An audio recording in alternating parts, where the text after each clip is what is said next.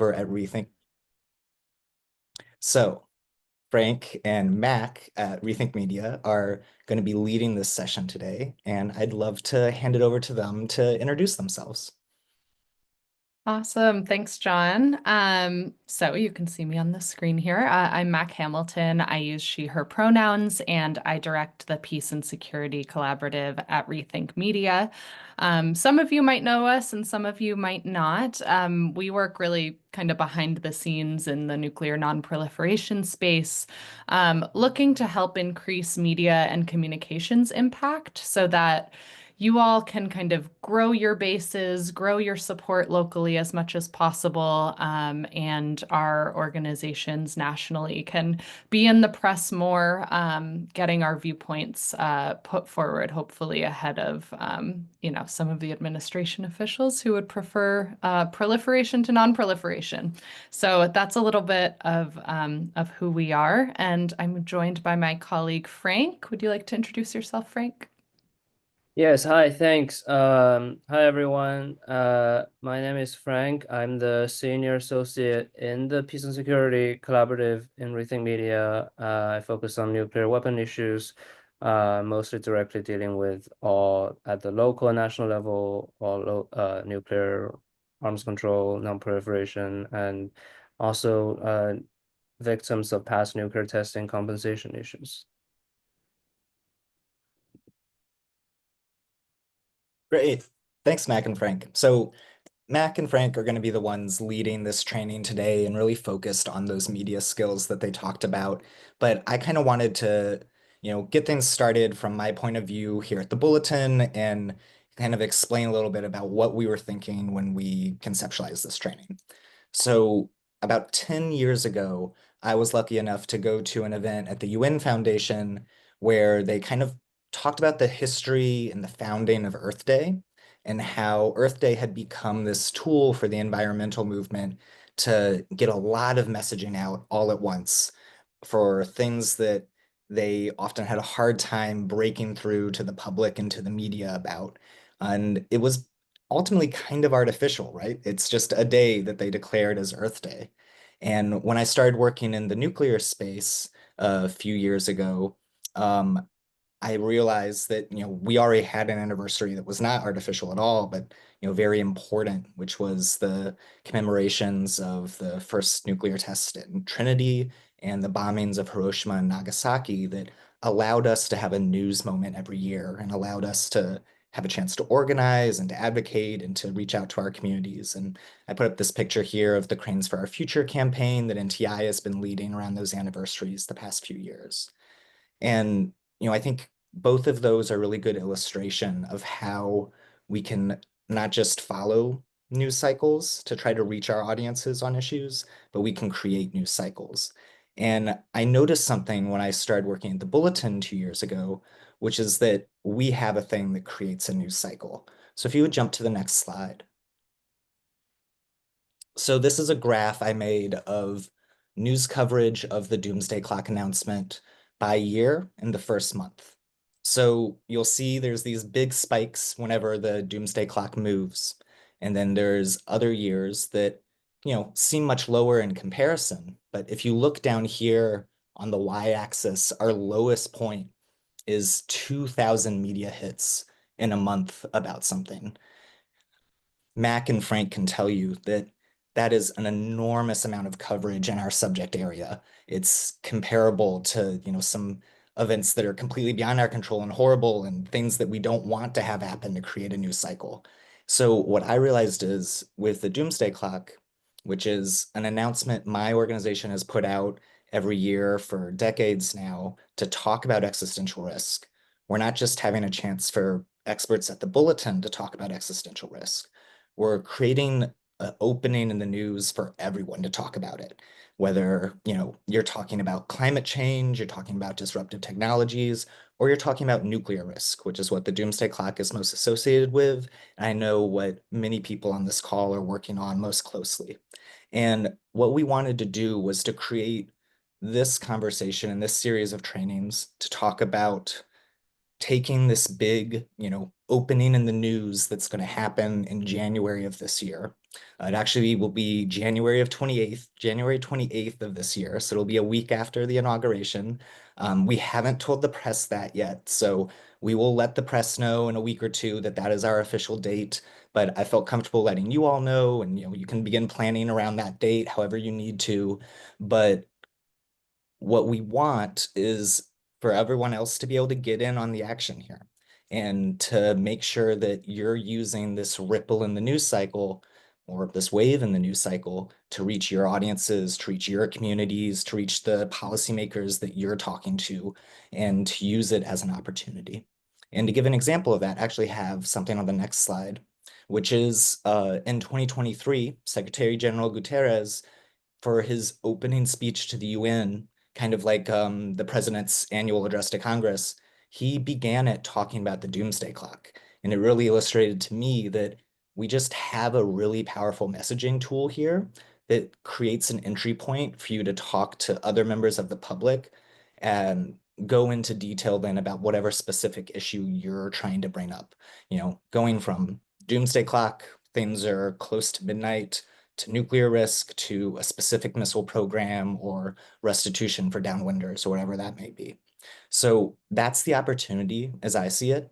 But to take advantage of the opportunity, I want to turn over to our friends at Rethink Media who can talk about, the things you need to do to take that news hook and turn it into an actual story. So with that, Mac, I'll turn it back over to you. Awesome. Thanks so much, John, for setting the scene for us. I've always been really inspired by the Doomsday Clock's message, and hoping that we can get the folks in this room to do some good work around this opportunity this year.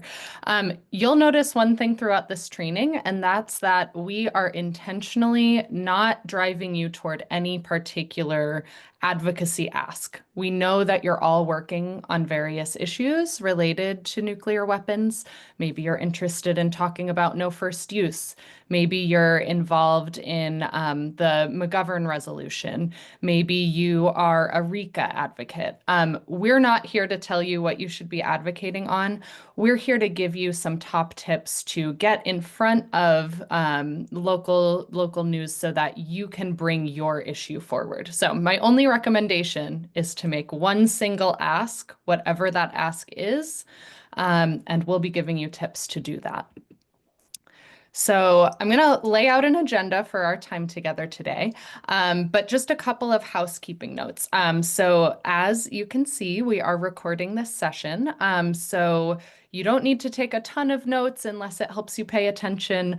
We'll be sharing this recording with you, and we'll also be sharing a number of resources after this training, written resources, so that you can refer to those as you go about and plan around the Doomsday Clock.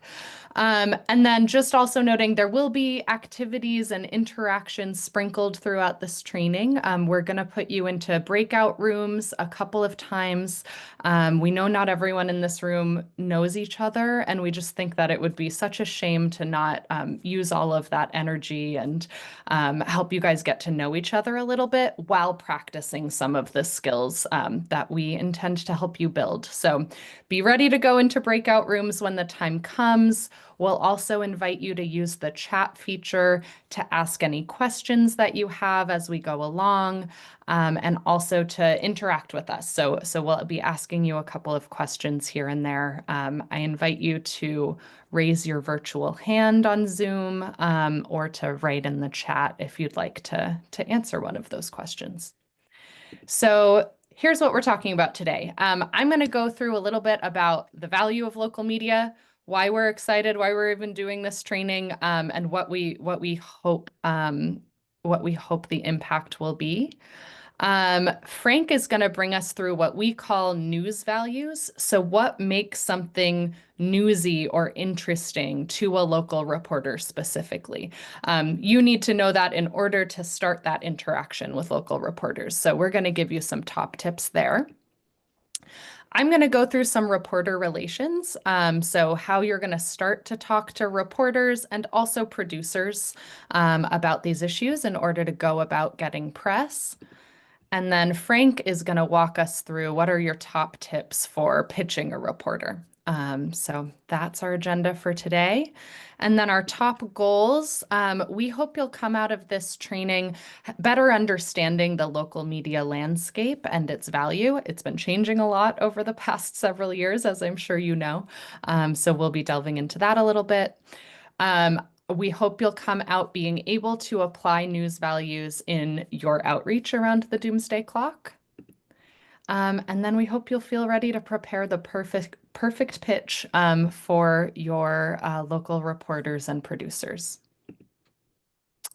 So to kick us off, I would like to ask you all a question, which is, why should we care at all about local media?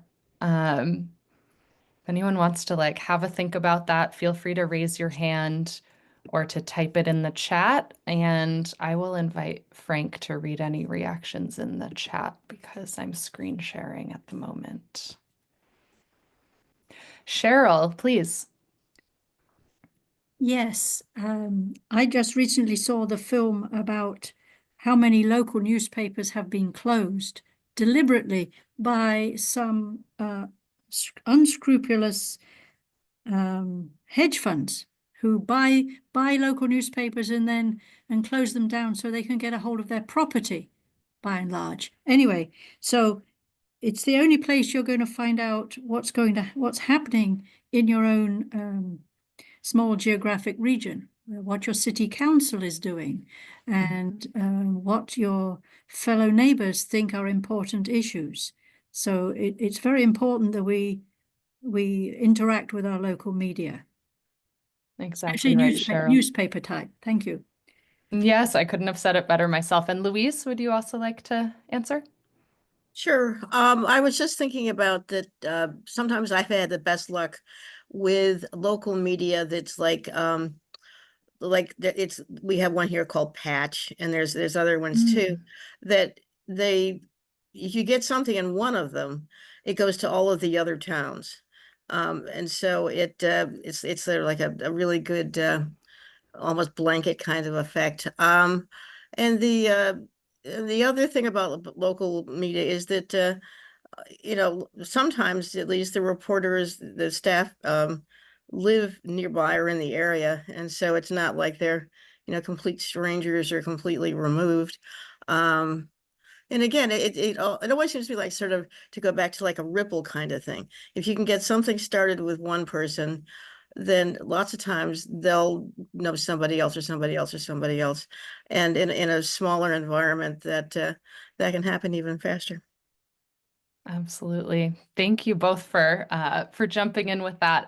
Those are great answers and great reasons to engage. And I will be sharing some data to Cheryl's point about the state of local media as well. But for me, in addition to some of these points, nuclear weapons issues are something that, people don't necessarily hear about every single day. So talking to local media can be a way to engage erstwhile supporters, folks who might agree with you, but they don't hear about these issues all the time unless something really drastic is happening. And you can use it to educate a segment of the public about these issues. You can also reach and convince policymakers that their constituents care if things are coming or showing up in the media. And if you're part of a local organizing group, you can also use local media in order to increase recognition of your organization or your organization's brand. So there's a lot of good reasons to do it. And so when we're talking about local media, to a couple of your points too, we're talking about, kind of an entire landscape. And in this training, we're going to be talking about various types of local media. So that's newspapers, like Cheryl mentioned. A lot are closing, but there's still a lot that are out there, and a lot have gone digital too, like the Patch newspapers that were mentioned as well. That's mostly a digital sort of outlet. There's local TV. I know when I go home for the holidays, my parents have local news on, and I get to learn all sorts of stuff about what's happening in the community, even if I'm not necessarily watching it locally every day myself. There's local radio, and also increasingly social media is used for local news. So there's a lot of opportunities to engage locally on these issues.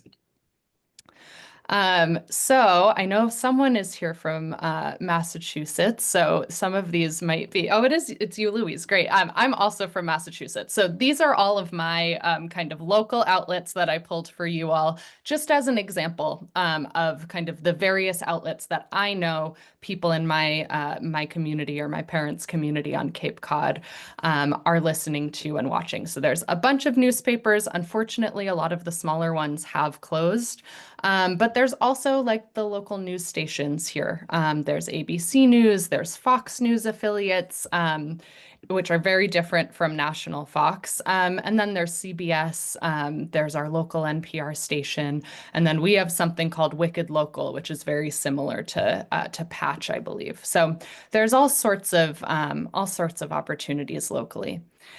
And noting too, this quote from a professor at the University of Utah, which is what we find regularly is that local news, especially local TV news, is one of the most trusted sources of news. So I'm going to go into a little bit of data here about why local news actually does matter. Most Americans across the political spectrum actually see local journalism as at least somewhat important to their community. And you can see some data here from the Pew Knight Initiative to this point. They also typically trust it more than they trust national media. So these percentages are quite different when people are looking at the national media. They're concerned with, what's put on there and for what purpose. They don't feel that as much when it comes to local news. And that actually goes, across party affiliations. You can see that there's some differences in party affiliations, but largely both folks who are Democrat or lean Democrat and folks who are Republican or lean Republican, they have some level of trust in local news and believe that reporters are doing their jobs pretty well locally. And then finally, I think this is also a little bit to Cheryl's point earlier. Local news is really important so that people know what's going on in their community. And so that means that it's also up to us to help strengthen our local news. So I hope that you'll also see this as an opportunity to start that engagement at the hyperlocal level. It's very important when we're trying to, kind of bring these national issues that feel really out of reach to folks in our community.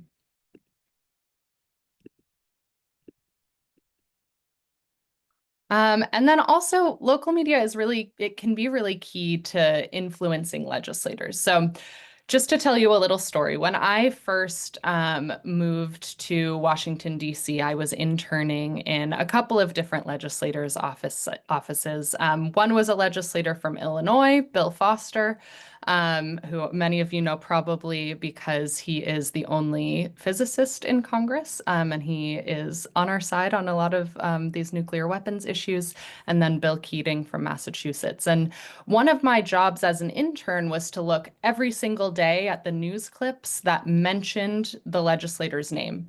What I would do with that was then email it to every single staff member in the office. So every time you're mentioning a legislator by name in the local media, every single staff member in that office is going to see that. So that's one of the reasons that we are using local media, and it's a reminder to name people very specifically because they're looking for their names in the news, and that helps inform their policy positions.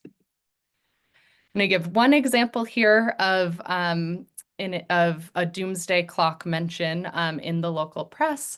And it was a letter to the editor. I believe this was from a member of Physicians for Social Responsibility, talking about what it meant last year that the doomsday clock was ticking closer and closer to midnight. So a letter to the editor is a pretty low lift in order to start to, kind of gain recognition locally on these issues. And John wanted to jump in with this example too.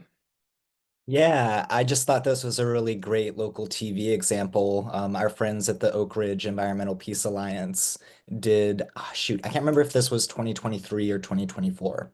But in any case, they held an event around the Doomsday Clock announcement and invited their local TV station to come to the event. The local TV station did a nice package that, took footage from the Doomsday Clock announcement, from their event, and then from interviews with different members of the organization and made it into like a 5 minute, part of their 6 o'clock news for the night. Awesome. Thanks for that example, John. Yeah, that's the perfect example of something you can do. And when we go into news values with Frank, he'll talk about like what is interesting as news. But an event can be really interesting as news, especially if you get a bunch of people to turn out and talk about nuclear weapons issues. And that's not really a normal thing that happens in every single community. So that's a great example. You may have also heard that local news is dying, to Cheryl's point earlier. But I wanted to show you a map of local news. So you can see that some of these yellow areas are what we call news deserts. It means there's, no outlets anymore that are specific to that area. But in a lot of the country, there's at least one, maybe two, maybe more outlets. And I'll say too that oftentimes, even if you're not in, for example, the Bay Area, if you're in a county near the Bay Area, you can be, pitching the San Francisco Chronicle, for example. So you can also be using outlets near you. So just to say, there are still a lot of local outlets around, even if they're not as plentiful as they used to be. And we've mentioned digital news outlets as well. These are locally focused digital news outlets. You can see here a lot of them are really concentrated in cities, but that's another opportunity of a type of local news outlet that you can pitch. And now we're going to bring you into breakout rooms for a little bit of an activity. You can get to know each other for a few minutes. We're going to break you up into rooms of 4 to 5 people. We'd love for you to introduce yourselves to each other, where you're from. And then we'd love for you to choose 1 or 2 of the local media markets represented in your breakout room and talk about or research what are the top outlets that you could engage with in those markets. You're probably not going to be able to hit every single market that's represented in the room, but pick 1 or 2 to start off. And you can think about print outlets, online outlets, TV, and radio, and then we'll bring you all back. So Frank, you want to go ahead and put everyone into a breakout room, and we'll give everyone 4 or 5 minutes to chat together before bringing you back.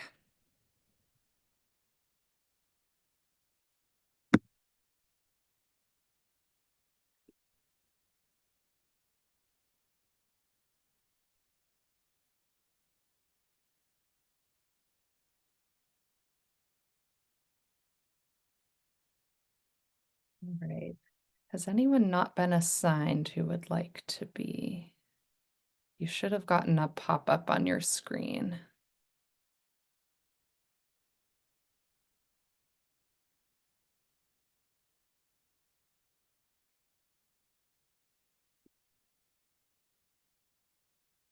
Cut anyone off?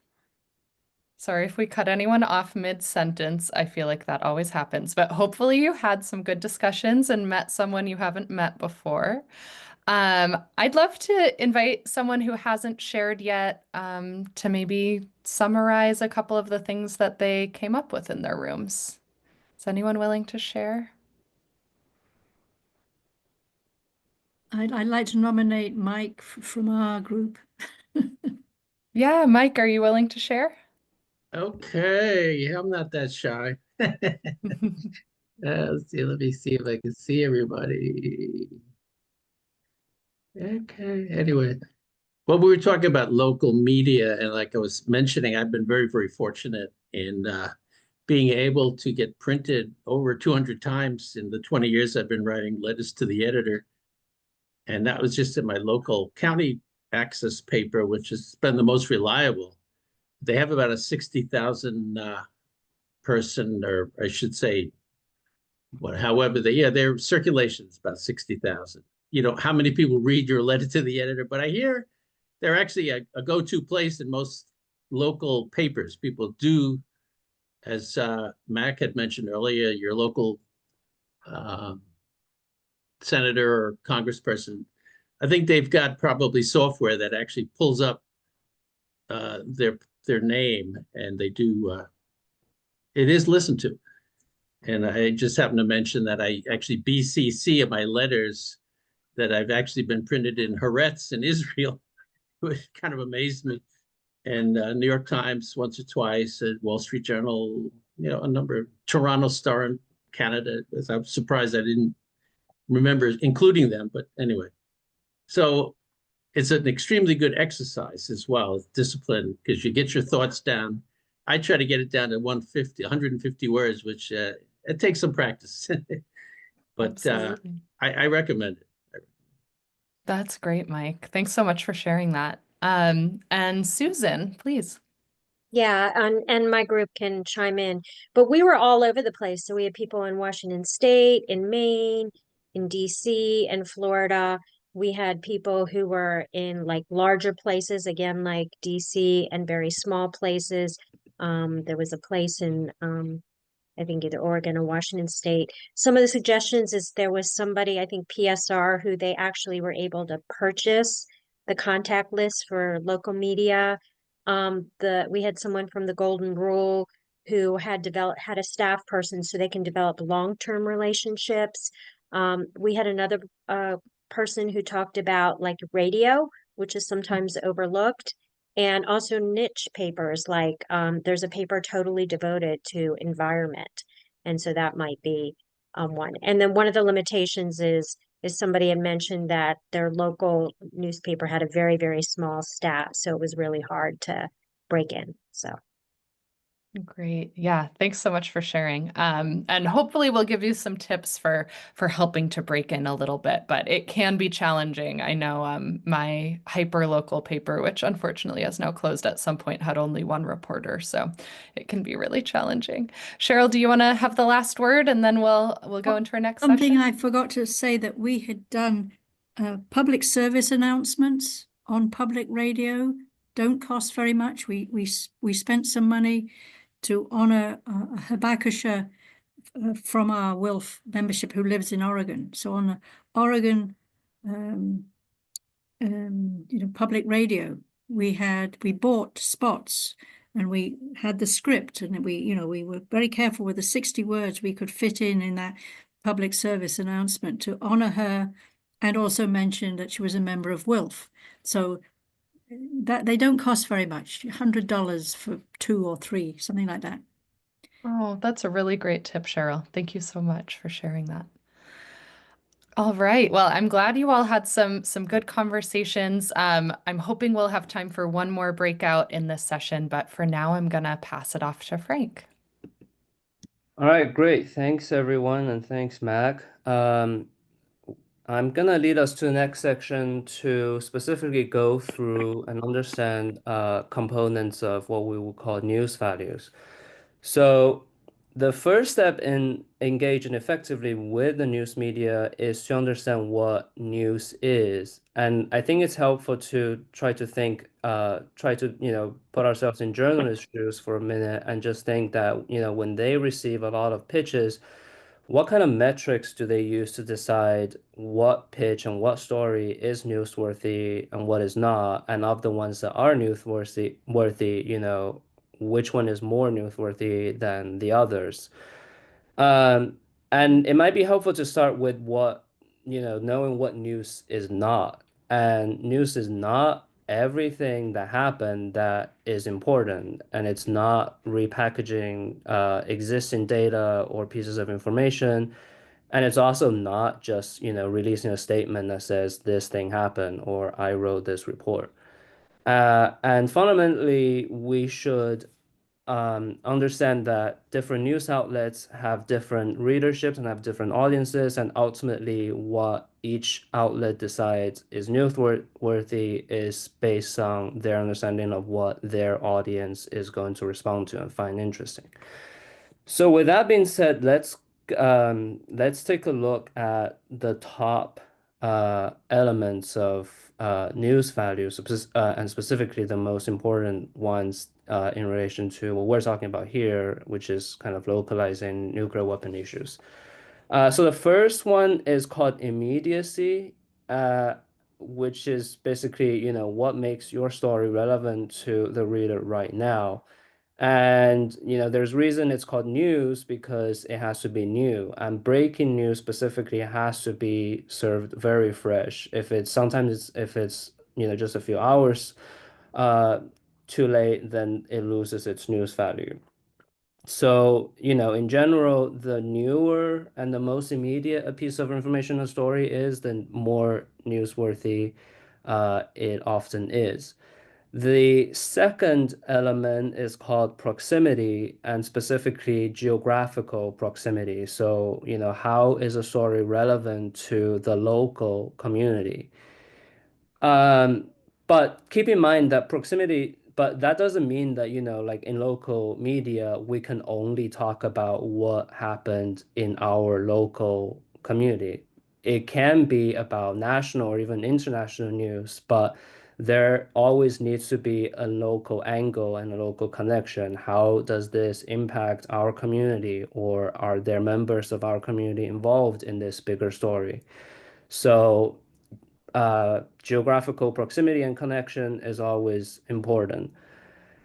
And we're going to be using example throughout this from the RICA campaign, which is a recent national advocacy campaign, and it had a lot of local activists and advocates across the country, and influencing their local politicians and engaging with local media. So there are a lot of great examples to draw from, and we have an example right here. Uh, this is a piece from a Utah outlet, and we can clearly see that this is an example of the proximity news value, because it's talking about a national legislation that passed in the Senate, but it's specifically talking about why this matters for Utah, because there are a lot of downwinders who were impacted by nuclear testing radiation in Utah, and this bill will directly help the local Utah residents. The third value is called celebrity. And it's important to know that celebrity doesn't necessarily or automatically means celebrities, that, it doesn't have to involve a movie star or a household name for a story to be newsworthy. Although, of course, it doesn't hurt. Celebrity just means, someone, a person of interest who can make the story interesting and relatable to the reader. So it could be someone recognizable in the community, someone with expertise, or someone with a unique personal connection to an event. And usually elected officials count a celebrity and they often get coverage. But, again, like if you're a community member with a connection, with expertise, you can be that celebrity and person of interest as well. And we have another example from the RICA campaign. This is Tina Cordova, who is a very respected and long-time rooted community member and local advocate in New Mexico. And in this story, she was one of the main spokesperson in this story. And she was the, quote unquote, celebrity of the story about when the RICA bill, current RICA bill expired in June of this year. New Mexico Public Radio interviewed New Mexicans about how this impacted them, and Tina was one of the main spokespeople for this story. The fourth one is conflict. There is a classic saying in the news industry that if it bleeds, it leads, which means that, for better or worse, trouble, disruption, conflict always generates more concern and attract more attention than, just tranquility, stability, things going well, business as usual. So in the news business, when there's tension, when there's conflict, that generally creates more interest and attracts more attention. And again, we have an example from the RICA campaign. This story specifically is about activists physically protesting and shadowing the Speaker of the House, Mike Johnson, who is blocking the passage of the RICA bill in the House after it passed the Senate. And because, the protester create a confrontation and conflict with the speaker, that generated news value and attracted local media coverage. The fifth one is called impact, and we can just kind of think big numbers. It could be number of people, the amount of money, the amount of resources. Just the bigger the amount, the bigger the impact. So it could be, the amount of money that's spent, or something cost, the amount of people that a policy would impact, the number of people involved in pushing for something. Just, the bigger the number, generally speaking, the bigger the impact, and the bigger the news value. And the sixth one is called emotion. And this could be somewhat related to the fourth one, conflict, particularly when the emotions involved are negative ones, such as, fears, anxiety, anger. And at the end of the day, people are fundamentally social and emotional beings, and we inherently want to read stories about other people, and we care about other people. So, a human interest story, a human touch, a personal angle, that anything that strikes emotions are particularly useful in getting media attention. But emotional stories, however, don't always have to be gut-wrenching or sad or makes people angry. It could also be stories of hope or optimism or success. And again, we have an example from the RICA campaign, and this is when in September, a group of Native advocates traveled to DC, and they held a very emotional press conference with some senators and Congress people on the Hill, and advocates made very emotional pleas to Congress, and that angle attracted media coverage because again they held a very emotional, very moving press conference. The seventh value is called currency, which basically means, what is hot, what is trending, what is fashionable right now, what are people talking around the water cooler or on social media. Connecting what you're trying to pitch your story to what people already are talking about is always better than, just trying to talk about something in isolation and, detached from a bigger story. So if your story has currency, is relevant to the bigger conversation, then it's more newsworthy. And again, we have an example from RICA. This is from March, when the Academy Awards were happening, and just generally in the movie industry, different awards were happening, and Oppenheimer just I think was about to win a big sweep at the Oscars, and Senator Hawley, who is a big RICA champion, used this moment to attach his RICA bill to this cultural moment to talk about radiation compensation issues.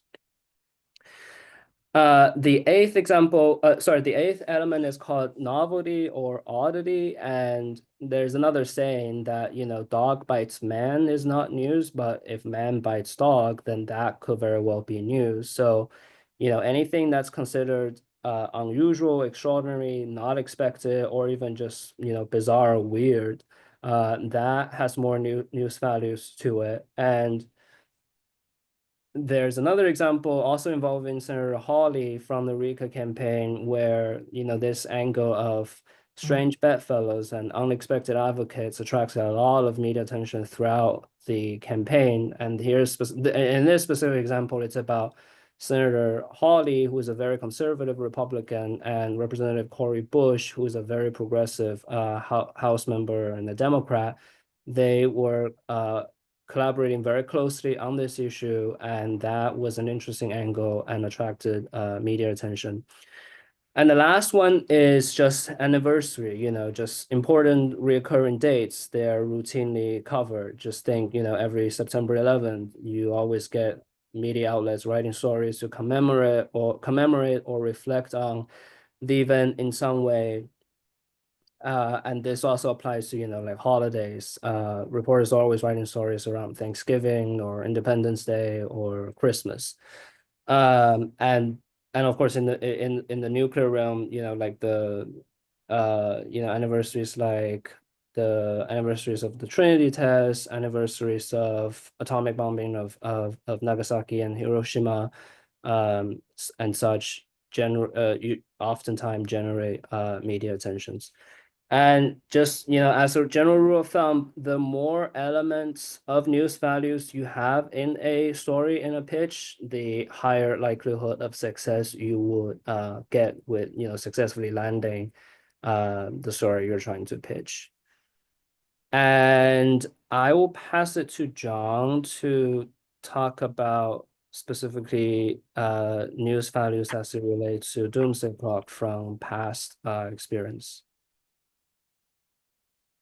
Yeah, sure. So do you want to throw up the next click for the example here? So immediacy, the Doomsday Clock announcement happens, at the beginning of every year. It kind of can be a framing device for the start of a new year. It has that newness, immediacy value. Going on the next one, Frank. Novelty, the idea of scientists setting a clock that metaphorically tells you how close we are to the end of the world. We take it very seriously at the Bulletin because we know we're talking about very serious issues and we spend a lot of time thinking about what we're going to say and how we're going to say it and how to like reach people with this message. But we know part of what attracts people is the novelty of it. And then to tie into that novelty idea, we also have sometimes some celebrities join us, like Bill Nye, and to kind of bring in new audiences and get new attention there. I'll show the next one, Frank.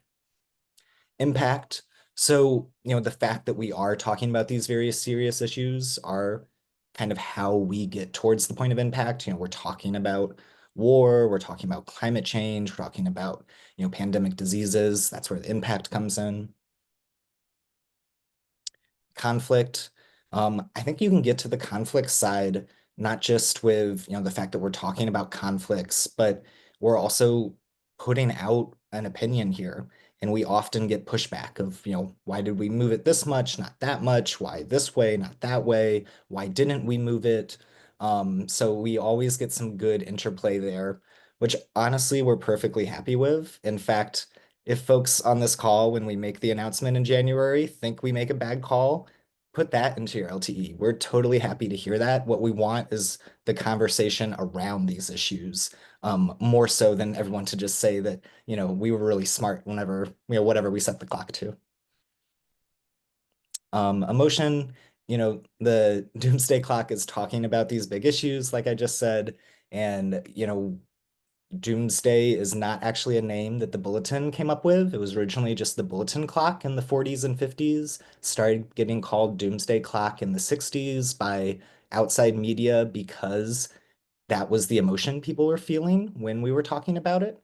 And it is an emotion that we know resonates with people and gets that attention. But what we've really been trying to do recently is to also show agency and hope because we know those motivations can be even more motivating than fear.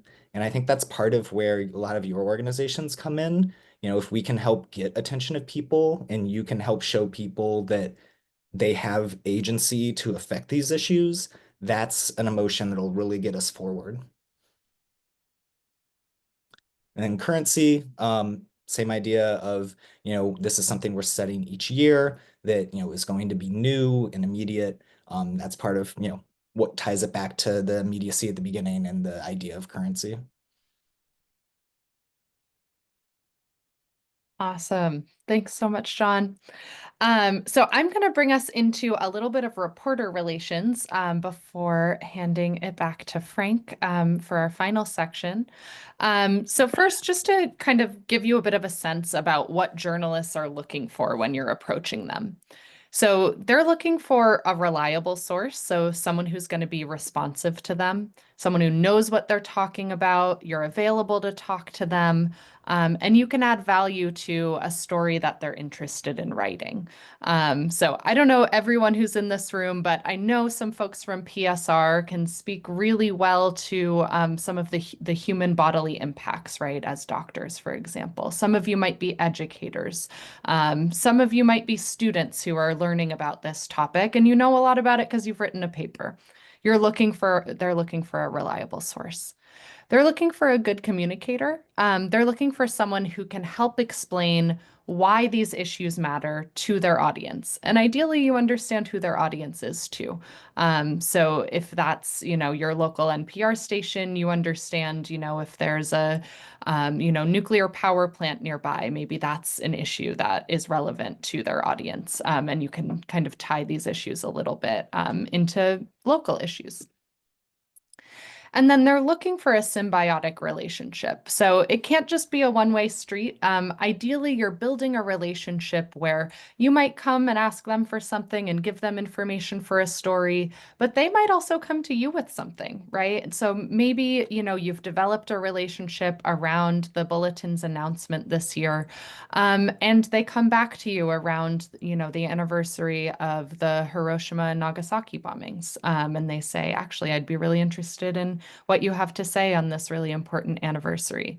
So ideally, you're building a relationship that helps one another do your jobs better.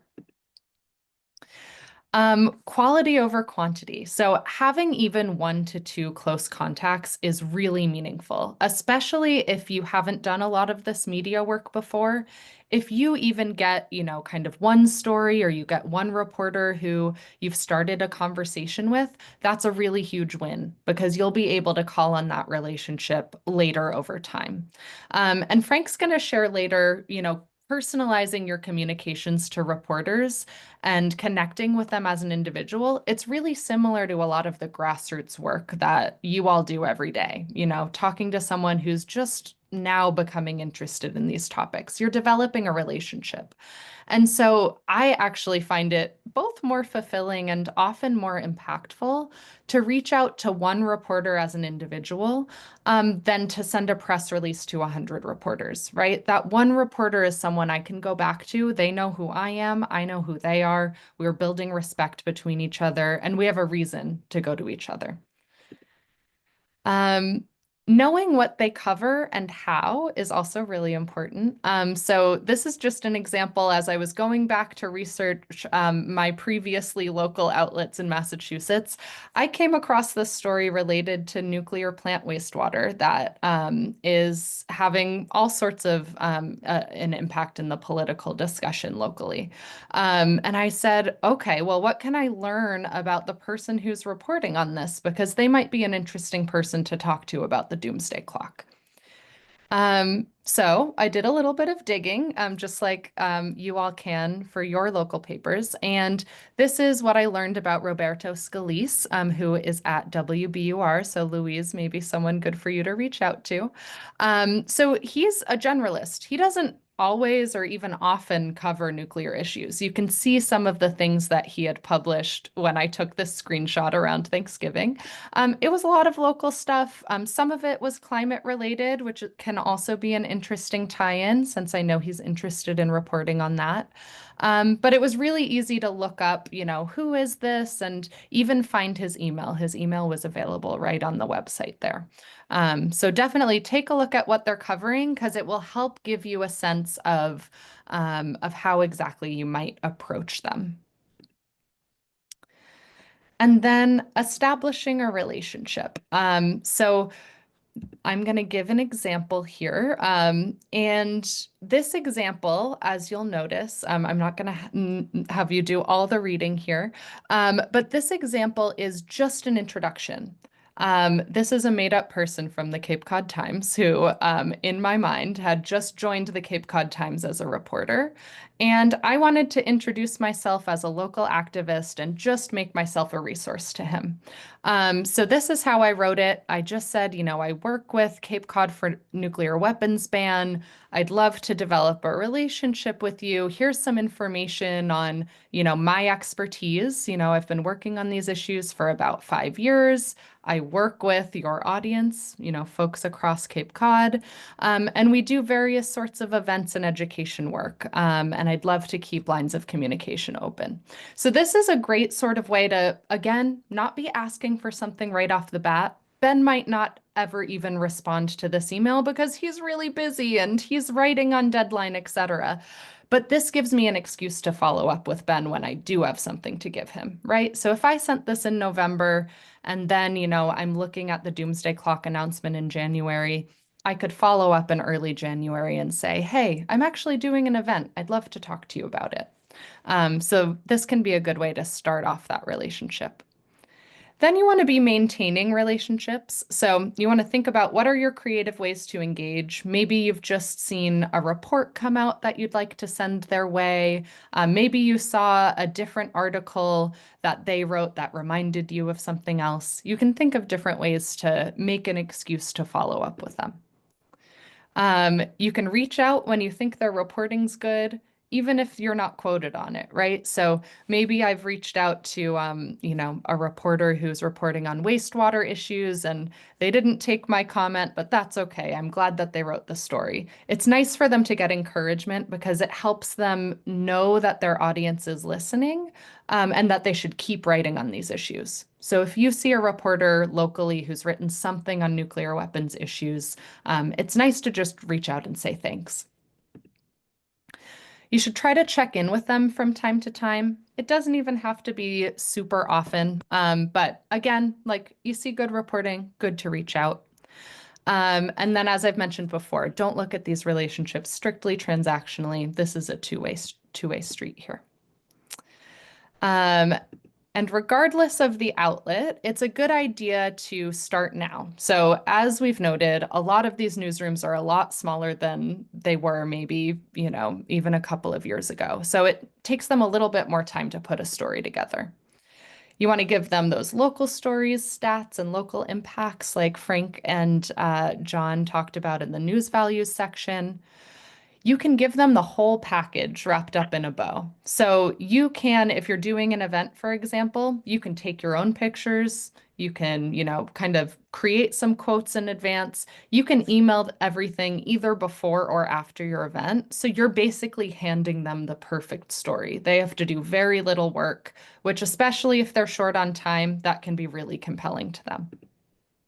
And then thinking outside the box when you're pitching. Again, thinking about what is current, what is relevant, going back to those news values and thinking about how to put that into your pitch.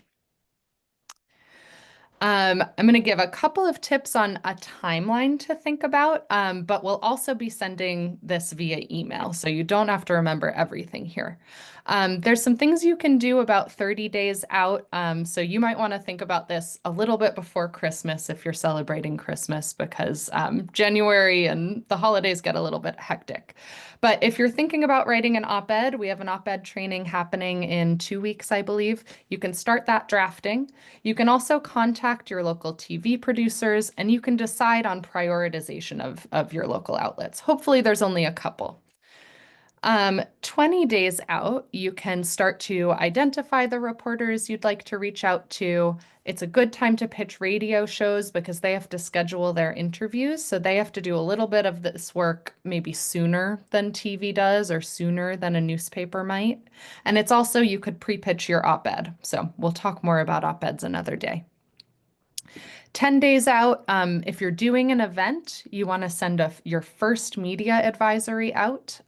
So we can send a sample media advisory your way if that's a direction you're going in. You'll want to follow up with any reporters who you've reached out to and you haven't heard back from yet, particularly radio, because as I mentioned, it can take them some time to put a story together. Then 1 to 2 days out, you're getting really close to the clock announcement. For events, you want to get your second media advisory out. That's just that last minute reminder. If you're doing an event, you're prepping that event space. You're, kind of planning the spot where you're going to do interviews, and you're following up with any TV producers as well. Ideally, you're going to tell them, I'm going to send you some pictures right afterward or send you some videos right afterward. You can use those in your TV run. And then the day of, the morning of, you might put a news release out if you've done an event.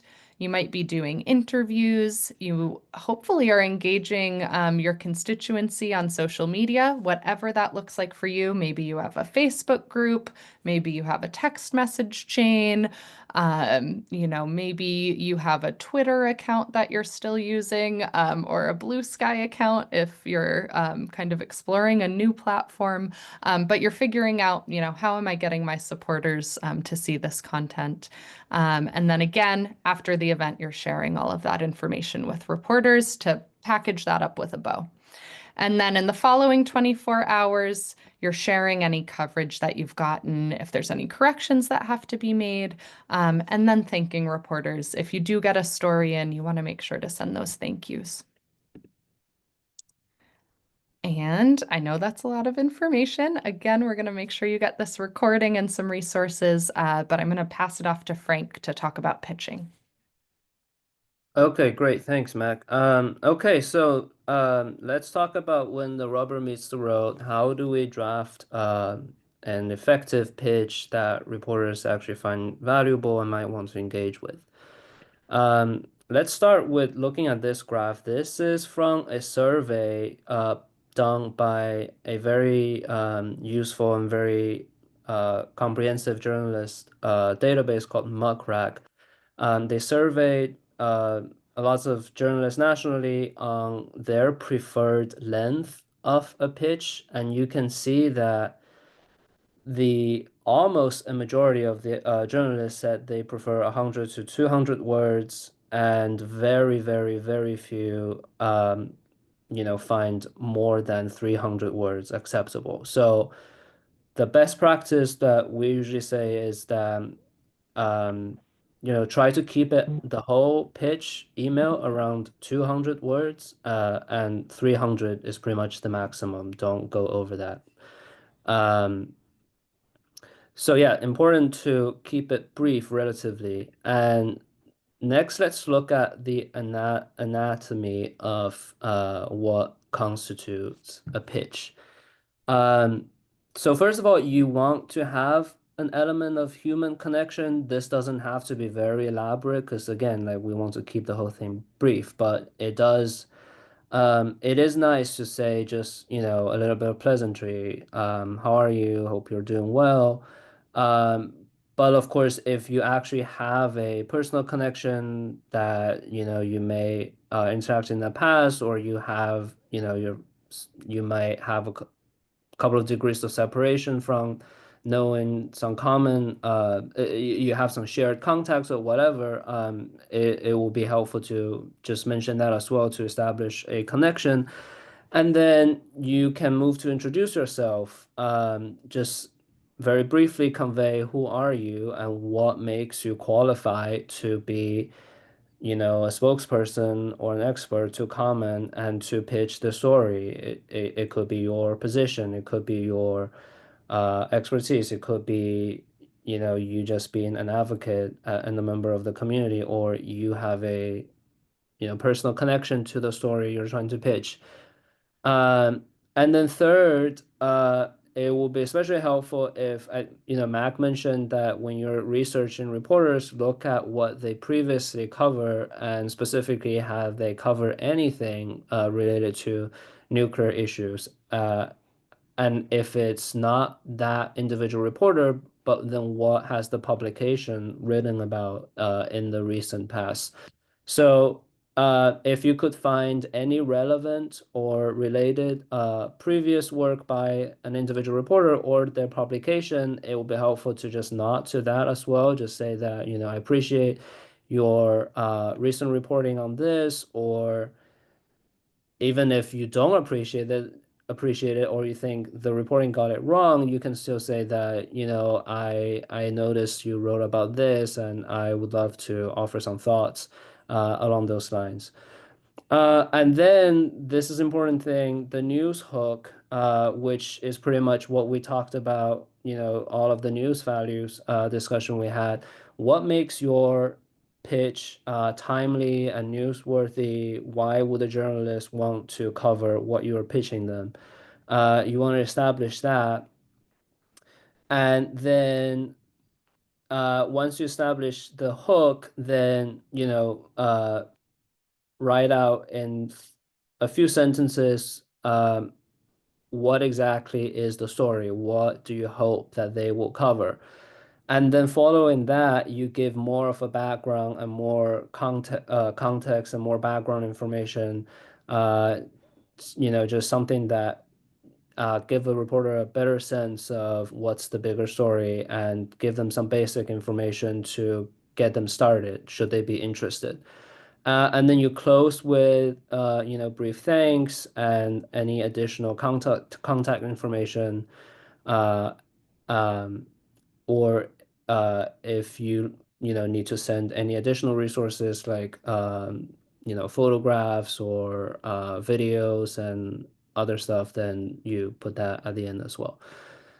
We can look at an example, which is an actual email that I sent in March this year to local Washington, D.C. media about a film screening that we worked with the film producer, and also we mentioned Tina Cordova, which was the main character of this documentary that's about the stories of New Mexico downwinders following the Oppenheimer Trinity test in New Mexico and the radiation exposure they've suffered. And this was a timely story because the screaming happened right after Oppenheimer's the movie's win at the Oscars, and they were in DC doing a in-person screening that was sold out, and we were helping them promote it with local media, and I invited reporters from a local magazine called The Washingtonian to attend this screening. So as you can see, I opened with, a greeting, and then I introduced myself. I established that I work closely with victims of US testing, so that's kind of my qualification and why I'm reaching out. And I very quickly gave them the, who, what, when, where. I'm inviting you to cover this documentary. And I also very briefly established the hook. It's related to this movie Oppenheimer, which everyone was talking about at the time because it just won the Oscars. And then the second paragraph, very briefly, what the movie is about. And then the third paragraph, I dove deeper into the news hook and why this is relevant by explaining that this movie talks about the story that Oppenheimer left out that didn't discuss, which is the impact the bomb had on Americans in starting with New Mexico. And also, this is tied to the bill in Senate which also just passed, like very, very recently. Um, and then I ended with more concrete and logistical information about the venue and what will happen at the venue, how to attend and such. And then I signed off with my name and just thank them for their consideration. So this resulted in a successful this resulted in the journalists attending the screening, and then they wrote a very favorable review of the story that published in the magazine. So next, let's just look at some best practices in general. The first one, we will call it a phone screen rule, which is basically that, even if you are writing your email on a computer or a laptop, just imagine or actually like open that same draft email on your phone to look at without somebody scrolling further upon opening this email, can they get what you are trying, like what is the story you're pitching? What is the essence? Like if they open your email on their phone and they have to scroll, several times to find out what the gist, the essence is, then that is not a good or succinct pitch. Like in general, you have to keep it brief, and specifically, you have to put the most pertinent information up front. Secondly, just make sure don't send attachments. At least in your first email, try not to send attachment. This specifically applies when, if you're trying to share a press release, or we will talk about this in later workshops, specifically about, writing op-eds and LTEs. But if you're trying to submit an article, try not to submit that as an attachment, because oftentimes when that will trigger a spam detection in like the email server, because you are a new contact that the journalist hasn't interacted with, and when new people email them with attachment, oftentimes that triggers automatically a spam filter, and your email could go into trash or spam. So try to just copy the text into your email instead of sending them as attachment. But once you're already communicating with with the journalist, if they responded, then you can, if necessary, you can send attachments. Third, we need to write your subject line very carefully and think about how can you sum up and convey your pitch in your subject line. So, um, it's important to not just, write like hello or like pitch or like you might want to cover this in the subject line. Like put some thoughts into it. The standard practice is literally just, like write it as pitch, and then put that in a bracket, and then sum up like who are you and what is the story. But there's not a fixed way of writing a subject line, but just make sure you think about it carefully, and that um, it's best when a journalist just read your subject line, uh, that sparks their interest and they want to actually open your email. Um, Fourth, feel free to bold or underline the key information or the bottom line or the key message of your pitch. And fifth, don't be scared to follow up if you send in a pitch and you've heard no response within, let's say, 24 to 48 hours.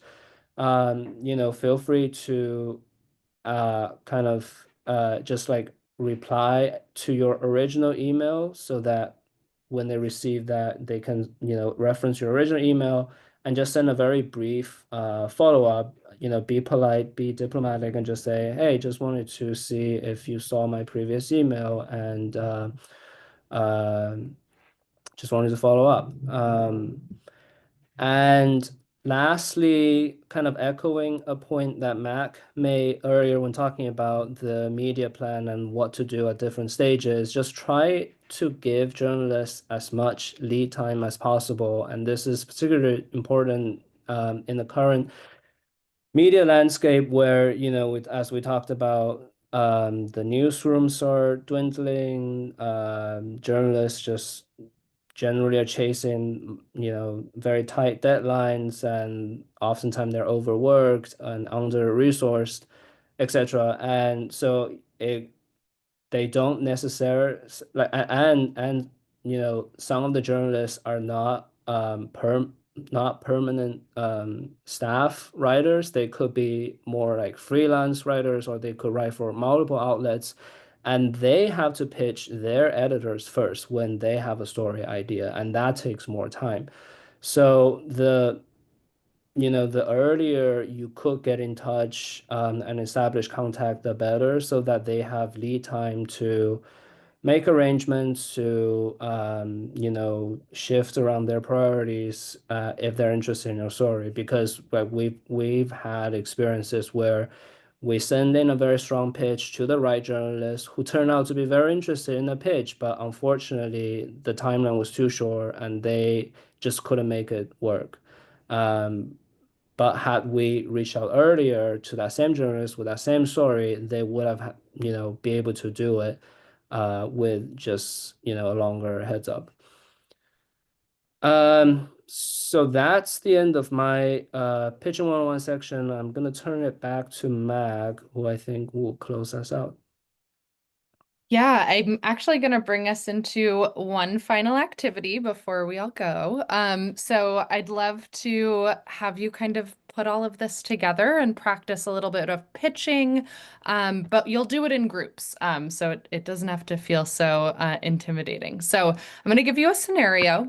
So you're going to pretend, or maybe you actually are planning to do this, but pretend you're hosting a Doomsday Clock announcement watch party in your community. So you can stream it from YouTube at your community center, for example, and you're raising awareness about nuclear risk and you're advocating for a policy of your choice. So the assignment in your breakout room, work with your group to co-write a pitch. Again, you're going to keep it nice and short. You're going to write a pitch to a local TV producer and invite them to cover the event.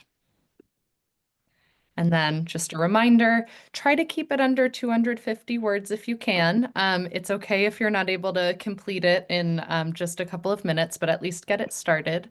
And remember, this is your first email to them, and you can follow up with further information. So you don't need to have everything in this first email. And don't forget a subject line. Frank, can you go ahead and put everyone into breakout rooms? We'll give everyone 4 minutes again. We'll bring you back, and then we'll close out.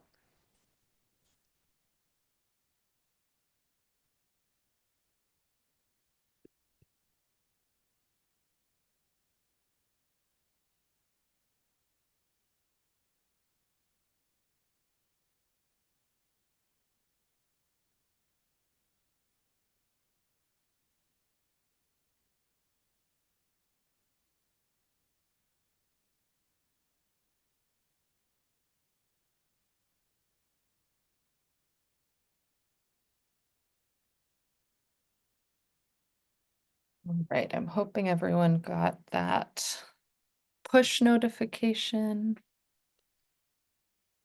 If you didn't, we can try to fix it.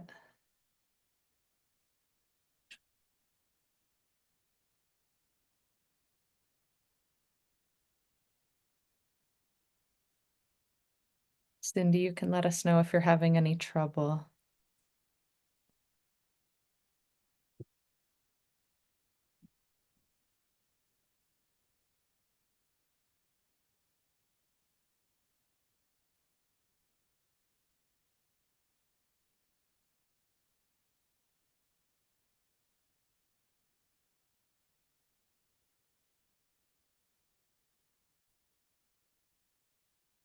Awesome.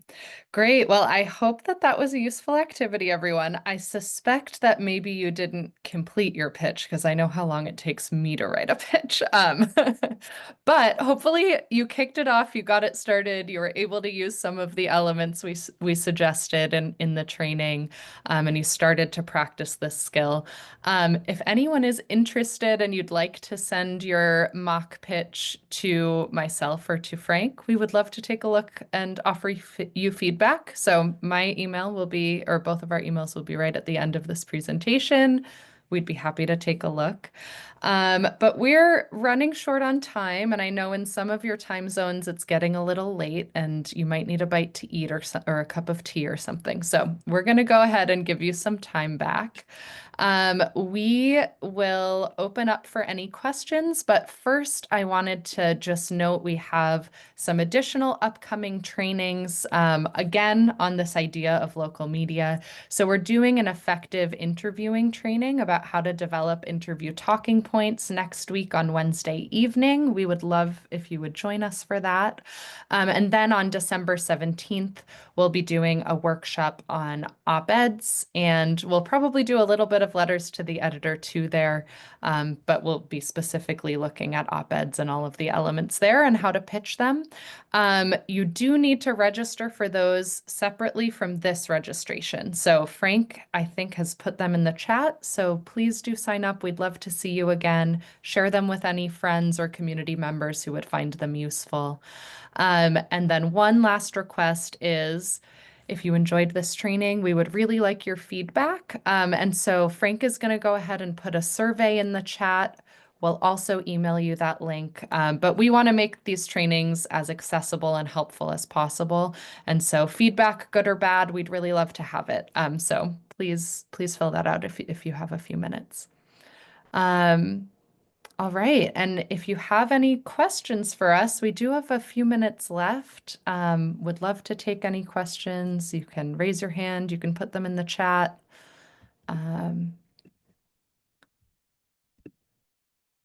Let's see. Louise, do you have a question? You are muted. Okay. It's actually, it's sort of more specific to you because of your connection to Cape Cod. But I was wondering, do you ever read the New Bedford Light? It's a new online it's what happened to the Fall River paper. It got put back together again as an online. But one of the things that's interesting, just so you'll know, is Will Sennett, who's the on the staff there. His father is Charlie Sennett from the New York Times. So Wow. so it's always interesting to see how things go around and around. But I figured I would just say that just in case you're ever home and you want to do something in just keep track of what's going on in New Bedford. That is a great suggestion. I will ask my parents if they're reading Oh, good, the New do Bedford paper too. yes, yeah. Yeah, Oh, thank you yeah, for yeah. that It's suggestion. great. It's the New Bedford Light. It's really good. It's really good.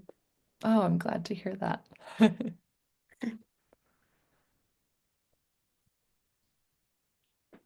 Any other questions from folks? I'm looking in the chat too. Yes, we will share the recording so you can take a look at the slides if you missed anything here. And we'll also send some resources your way. Cheryl, go right ahead. Sometimes you can send something too far ahead. So what would you say about not sending something, now for January the 28th, because it's going to get lost in hundreds of emails? What's the... Yeah, that is true. Yeah, that's a really good point. I think especially with the holidays, local reporters are going to be focused on all sorts of holiday related cheer and activities and shopping and all of those things. So I would definitely wait until after New Year's to get anything in folks' inboxes. So some of the timeline that I put forward earlier, like do it around 30 days out. You can do some prep work in advance. You could write your pitch and just not send it yet. You could, for example, go to our op-ed training and spend a little bit of your Christmas holiday writing an op-ed, for example. There's a lot of stuff you can do to prep, but I wouldn't hit send on those emails until after the holidays would be my recommendation. Thank you. Sure. Jack, go right ahead. I'd appreciate help in breaking the barrier of silence of our local nuclear weapons contractor, Raytheon Missile Systems here in Tucson, is making the new air-launched nuclear cruise missile, the LRSO by acronym, long-range standoff. Mention of that missile has been scrubbed from the Raytheon or the RTX.com website. The original press release from April 2020 is no longer on their website. And if you look for LRSO, cruise missile, nuclear, etc. on RTX.com or Raytheon, there's scarce mention except for like in annual reports where it's a line item of something or other. So any suggestion, advice, support for breaking through that barrier of silence? I mean, I've had a letter to the editor published, and I can probably get a guest opinion published. But there's just this curious, like, we're proud of everything else Raytheon does, but we're not talking about this.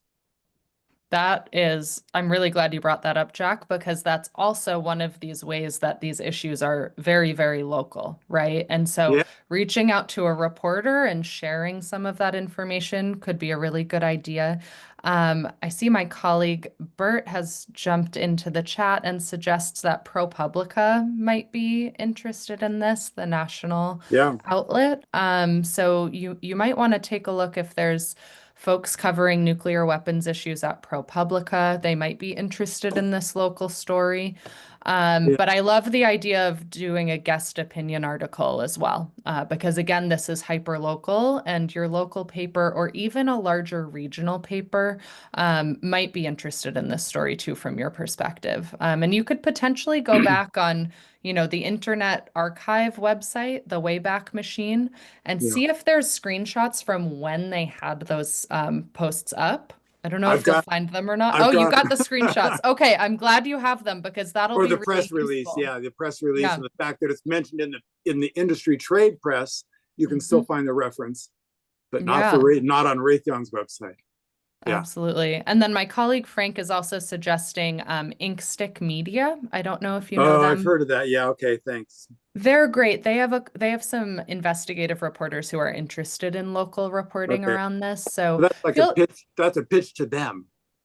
it would be like asking them to do a Yeah. reported story on this. Gotcha. Yeah, because Yeah. it would reach a different audience. Yeah. Yeah. Thank you. Yeah. Thank Of you. course. Really great. Yeah. Thanks, Mac. Thanks, John. Yeah. Thanks. Absolutely. Well, I know we're a little bit over time.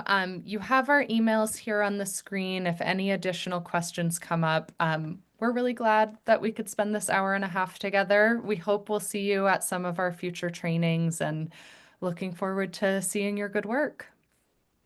Thanks for being with us. Good. Thank you. Thank you. Thank you. Thanks. Thank you all for joining. Okay.